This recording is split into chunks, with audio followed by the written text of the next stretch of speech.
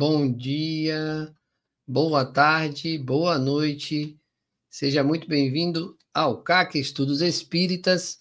Aqui quem vos fala, Croif Freitas, um dos fundadores do CAC, esse grupo de estudos. E peço a vocês que sigam o CAC no Instagram, no @CAC Estudos Espíritas, e também façam a inscrição no canal do YouTube CAC Estudos Espíritas. Ative as notificações e, no final, gostando do nosso vídeo, deixe o seu like para ampliar a divulgação da doutrina espírita, sobretudo. E hoje é dia de Clube do Livro. Bora? Terminamos na semana passada essa obra magnífica nos domínios da mediunidade e hoje vamos juntos conhecer esta outra obra de André Luiz, também psicografada por Chico Xavier, Ação e Reação. Esta é a minha, sei que você deve ter.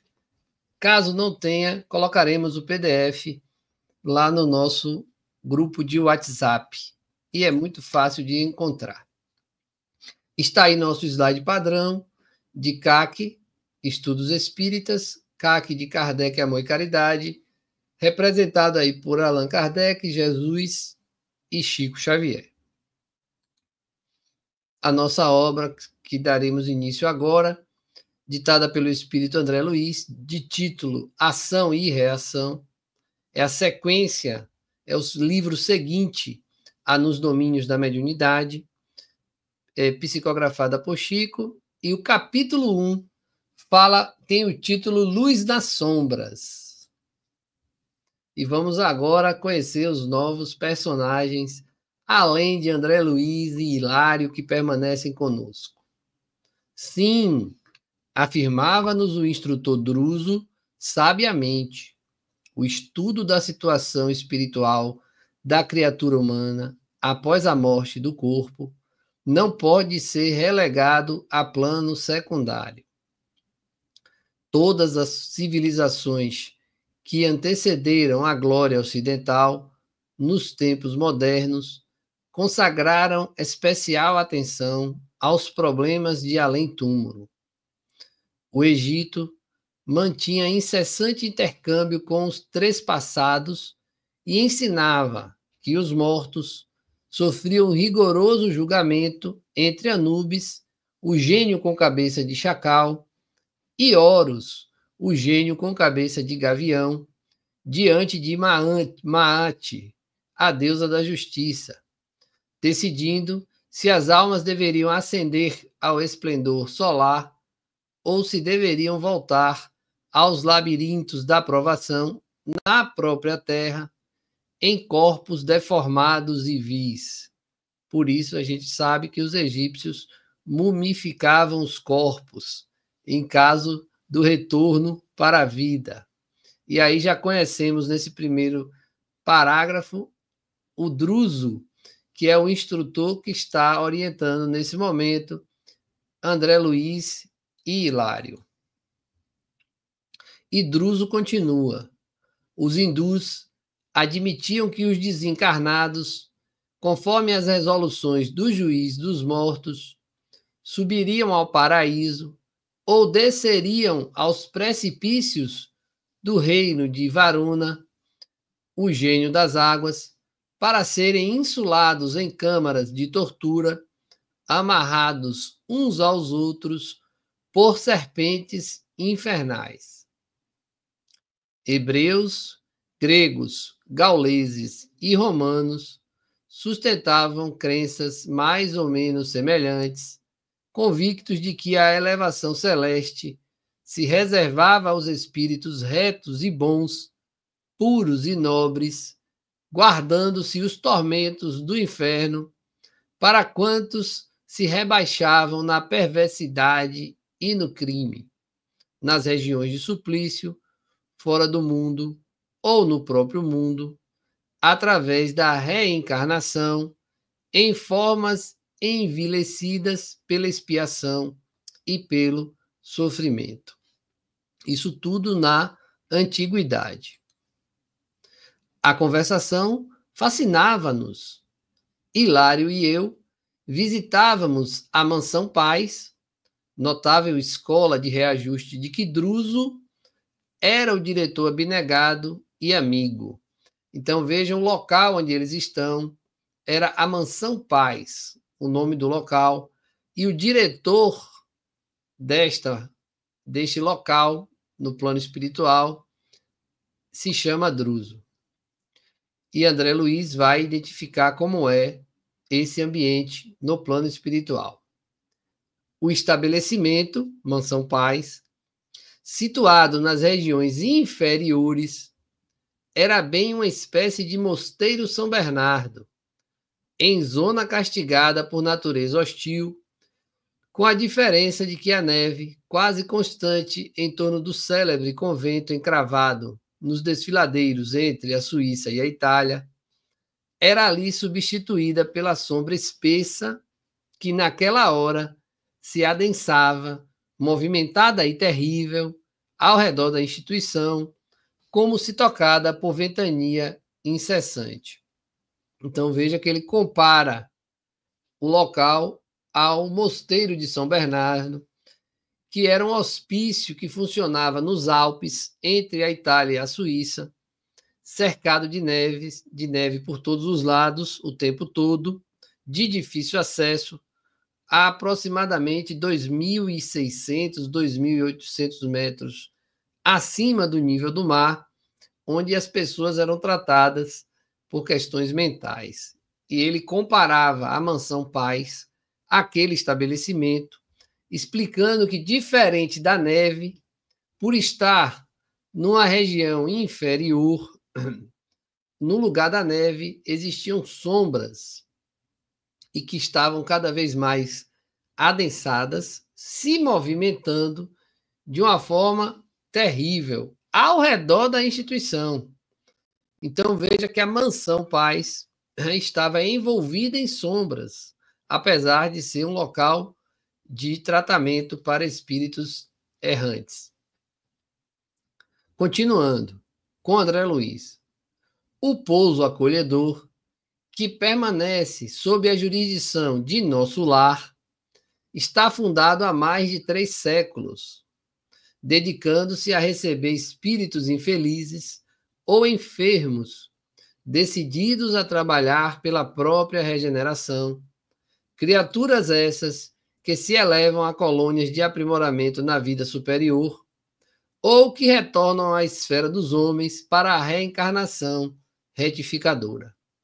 Em razão disso, o casario enorme, semelhante à vasta cidadela instalada, com todos os recursos de segurança e defesa, mantém setores de assistência e cursos de instrução, nos quais médicos e sacerdotes, enfermeiros e professores encontram, depois da morte terrestre, aprendizados e quefazeres de mais elevada importância.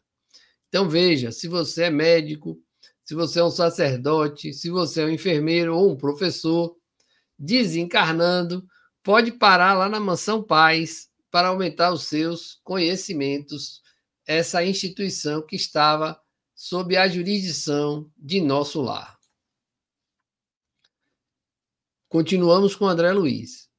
Pretendíamos efetuar algumas observações com referência às leis de causa e efeito, o karma dos hindus e, convenientemente, recomendados pelo Ministério do Auxílio, achávamos-nos ali encantados com a palavra do orientador, que prosseguia atencioso após longa pausa.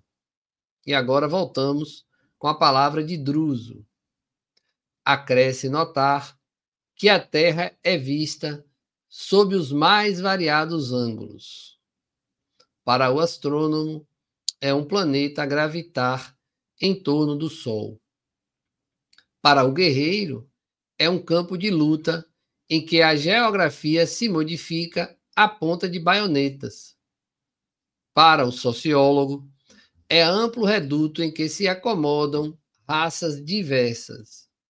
Mas, para nós, é valiosa arena de serviço espiritual assim como um filtro em que a alma se purifica, pouco a pouco, no curso dos milênios, acendrando qualidades divinas para a ascensão à glória celeste.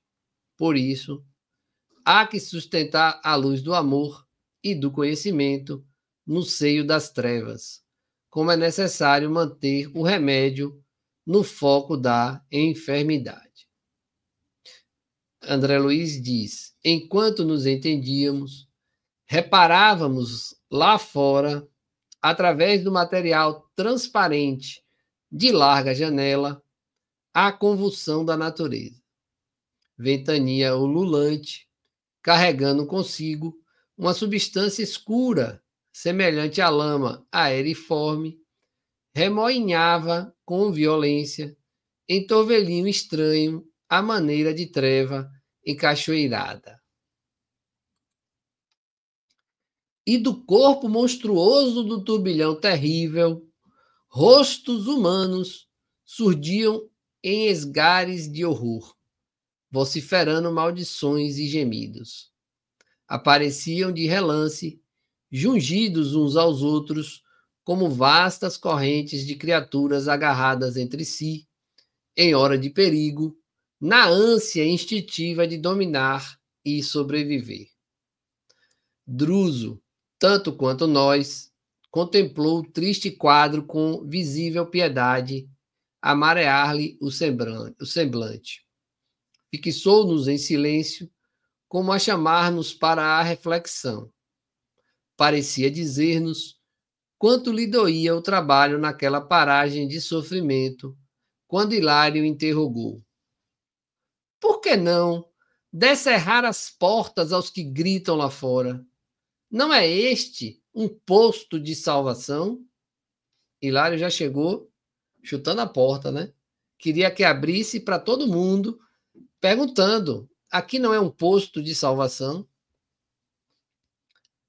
Sim, respondeu o instrutor, sensibilizado. Mas a salvação só é realmente importante para aqueles que desejam salvar-se. Olha já a pancadinha que ele deu aí em Hilário, né? A salvação só é realmente importante para aqueles que desejam salvar-se. E depois de pequeno intervalo, continuou: para cá do túmulo, a surpresa para mim mais dolorosa foi essa: o encontro com feras humanas, que habitavam o templo da carne, à feição de pessoas comuns. Se acolhidas aqui, sem a necessária preparação, atacar-nos-iam de pronto, arrastando-nos o Instituto de Assistência Pacífica, arrasando-nos o Instituto de Assistência Pacífica. E não podemos esquecer que a ordem é a base da caridade. Apesar da explicação firme e serena, concentrava-se Druso no painel exterior, tal a compaixão a desenhar-se-lhe na face. Logo após, recompondo a expressão fisionômica, o instrutor aduziu: somos hoje defrontados por grande tempestade magnética. Então, aquela sombra era uma tempestade magnética e muitos caminheiros das regiões inferiores são arrebatados pelo furacão como folhas secas no vendaval.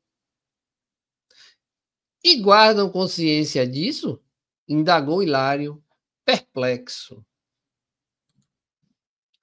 Raros deles, agora já Druso. As criaturas que se mantêm assim desabrigadas, depois do túmulo, depois da morte, são aquelas que não se acomodam com o refúgio moral de qualquer princípio nobre. Trazem o íntimo turbilhonado e tenebroso, qual a própria tormenta, em razão dos pensamentos desgovernados e cruéis de que se nutrem. Odeiam e aniquilam, mordem e ferem. Alojá-los de imediato nos santuários de socorro aqui estabelecidos será o mesmo que asilar tigres desarvorados entre fiéis que oram num templo. Mas conservam-se interminavelmente nesse terrível desajuste? Insistiu meu companheiro agoniado, que nós já conhecemos, o famoso Hilário. Conservam-se interminavelmente nesse terrível desajuste? O orientador tentou sorrir e respondeu: isso não.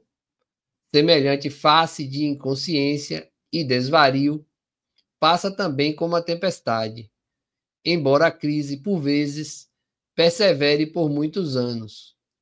Batida pelo temporal das provações que lhe impõe a dor, de fora para dentro, refunde-se a alma pouco a pouco, tranquilizando-se para abraçar, por fim, as responsabilidades que criou para si mesma. Quer dizer, então, disse por minha vez aqui André Luiz, que não basta a romagem de purgação do espírito depois da morte, nos lugares de treva e padecimento, para que os débitos da consciência sejam ressarcidos. Ele aqui provavelmente lembrando dos tempos em que estava em sofrimento. Então não bastava passar tempo sofrendo. Perfeitamente, aclarou o amigo Druso, atalhando minha consideração reticenciosa.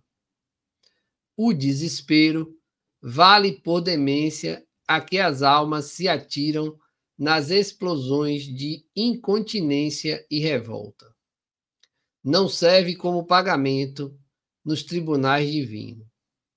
Não é razoável que o devedor solucione com gritos e impropérios os compromissos que contraiu, mobilizando a própria vontade. Aliás, dos desmandos de ordem mental a que nos entregamos, desprevenidos, emergimos sempre mais infelizes, por mais endividados. Cessada a febre de loucura e rebelião, o espírito culpado volve ao remorso e à penitência.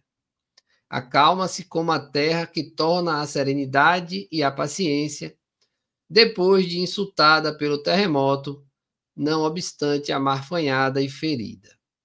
Então, como o solo que regressa ao serviço da plantação proveitosa, submete-se de novo à sementeira renovadora dos seus destinos. A atormentada expectação baixara sobre nós quando Hilário considerou: se as almas encarnadas pudessem morrer no corpo alguns dias por ano, não à maneira do sono físico, em que se refazem, mas com plena consciência da vida que as espera. Olha que pensamento fascinante de Hilário. Já pensou aí? Em vez de tirar férias de 30 dias, você morrer por 30 dias? E aí você voltar consciente do que te espera em decorrência do seu comportamento na encarnação? E aí Druso vai concordar com ele. Sim, ajuntou o orientador. Isso realmente modificaria a face moral do mundo. Entretanto, a existência humana, por mais longa, é simples aprendizado em que o espírito reclama benéficas restrições para restaurar o seu caminho. Usando nova máquina fisiológica entre os semelhantes, novo corpo, reencarnando, deve atender à renovação que lhe diz respeito, e isso exige a centralização de suas forças mentais na experiência terrena a que transitoriamente se afeiçoa. Ninguém quer morrer, né, meus irmãos? Ninguém quer desencarnar. Todos nós estamos afeiçoados com esta nossa encarnação e aí por aqui ficamos, muitas vezes esquecendo do que precisamos cumprir de acordo com o nosso planejamento reencarnatório. A palavra fluente e sábia do instrutor era para nós motivo de singular encantamento, e porque me supunha no dever de aproveitar os minutos, ponderava em silêncio, de mim para comigo, quanto à qualidade das almas desencarnadas que sofriam a pressão da tormenta exterior. Druso percebeu minha indagação mental e sorriu, como a esperar por minha pergunta clara e positiva. Instado pela força de seu olhar, observei respeitoso. E aí André Luiz vai falar. Diante do espetáculo penoso a que nos é dado assistir, somos naturalmente constrangidos a pensar na procedência dos que experimentam o mergulho nesse torvelinho de horror. São delinquentes comuns ou criminosos acusados de grandes faltas? Encontraríamos por aí seres primitivos como os nossos indígenas? Olha que interessante. Ele queria saber se naquela tempestade magnética tinham pessoas criminosas acusadas de grandes faltas, delinquentes comuns e até mesmo os nossos indígenas. A resposta do amigo não se fez esperar. Agora, Druso, tais inquirições, disse ele, quando de minha vinda para cá, me assomaram igualmente a cabeça. Ou seja, ele pensou a mesma coisa que André Luiz. Há 50 anos sucessivos, estou nesse refúgio de socorro, oração e esperança. Penetrei os umbrais desta casa como enfermo grave após o desligamento do corpo terrestre. Encontrei aqui um hospital e uma escola. Amparado, passei a estudar minha nova situação, anelando servir. Fui padioleiro, cooperador da limpeza, enfermeiro, professor, magnetizador, até que, de alguns anos para cá, recebi jubilosamente o encargo de orientar a instituição, sob o comando positivo dos instrutores que nos dirigem.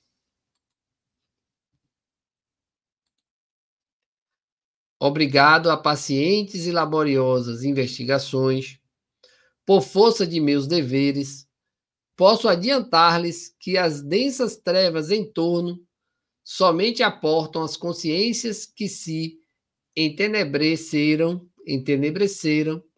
nos crimes deliberados, apagando a luz do equilíbrio em si mesmas.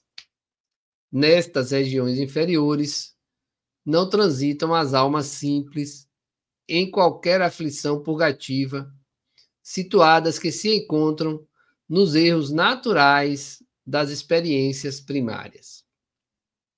Cada ser está jungido por impositivos da atração magnética ao círculo de evolução que lhe é próprio. Os selvagens, em grande maioria, até que se lhes desenvolva o mundo mental, vivem quase sempre confinados à floresta, que lhes resume os interesses e os sonhos, retirando-se vagarosamente do seu campo tribal, sob a direção dos espíritos benevolentes e sábios que os assistem. E as almas notoriamente primitivas, em grande parte, caminham ao influxo dos gênios beneméritos que as sustentam e inspiram, laborando com sacrifício nas bases da instituição social e aproveitando os erros, filhos das boas intenções, à maneira de ensinamentos preciosos que garantem a educação destas almas. Então vejam que até os erros são aproveitados. Asseguro-lhes assim que nas zonas infernais propriamente ditas, apenas residem aquelas mentes que, conhecendo as responsabilidades morais que lhes competiam, delas se ausentaram deliberadamente, com o louco propósito de ludibriarem o próprio Deus. O inferno, a rigor, pode ser, desse modo, definido como vasto campo de desequilíbrio estabelecido pela maldade calculada, nascido da cegueira voluntária e da perversidade completa. Aí vivem domiciliados, às vezes por séculos, espíritos que se bestializaram, fixos que se acham na crueldade e no egocentrismo. Quando ele fala se bestializaram, é porque eles ficam com a aparência de bestas, de animais.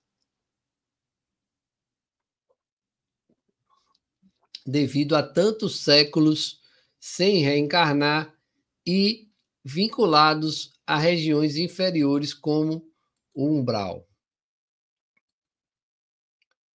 Constituindo, porém, larga província vibratória em conexão com a humanidade terrestre, de vez que todos os padecimentos infernais são criações dela mesma, estes lugares tristes funcionam como crivos necessários para todos os espíritos que escorregam nas deserções de ordem geral, menosprezando as responsabilidades que o Senhor lhes outorga. Dessa forma, todas as almas já investidas no conhecimento da verdade e da justiça, e por isso mesmo responsáveis pela edificação do bem, e que na terra resvalam nesse ou naquele delito, desatentas para com o dever nobilitante que o mundo lhes assinala, depois da morte do corpo, estagiam nestes sítios por dias, meses ou anos, reconsiderando as suas atitudes antes da reencarnação, que lhes compete abraçar para o reajustamento tão breve quanto possível. Então vejam, meus irmãos, que essa passagem por um local tão impróprio, tão sofrido, criado pela própria mente das pessoas que estão atribuladas, pode acontecer para aqueles que fogem das suas responsabilidades e aqueles que já têm um pouco de conhecimento, um pouco de progresso e têm a consciência de que não deve praticar o mal, e sim todo o bem possível.